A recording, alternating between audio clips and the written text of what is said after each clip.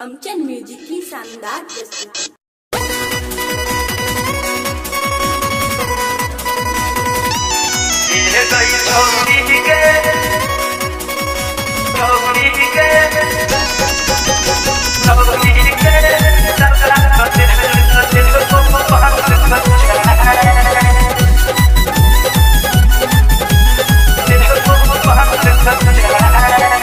चले छरहिया में ऐठत जूठत गरमी दे बौझाय रहे गई छौरी के। चले छरहिया में ऐठत जूठत गरमी दे बौझाय रहे गई छौरी के। हे गई छौरी के दबा तो देह में तो देह बहु बात खचाय। हे गई छौरी के दबा तो देह में तो देह बहु बात खचाय।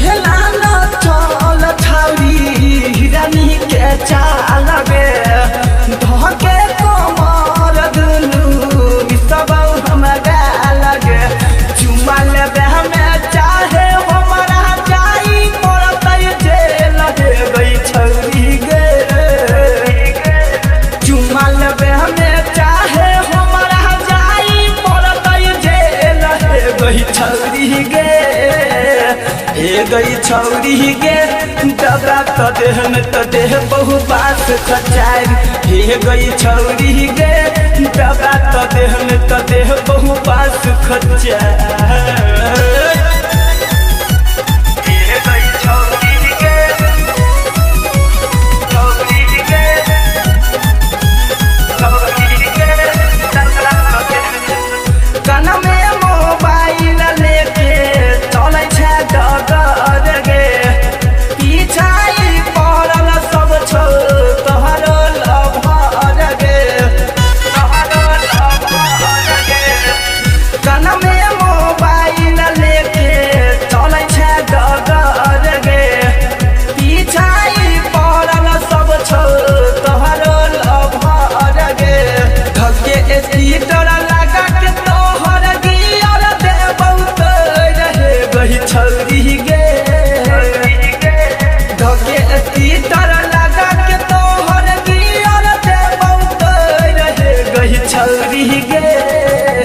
हे गई छौरी गे दबा तो देह में तो देह बहु बात खचाय।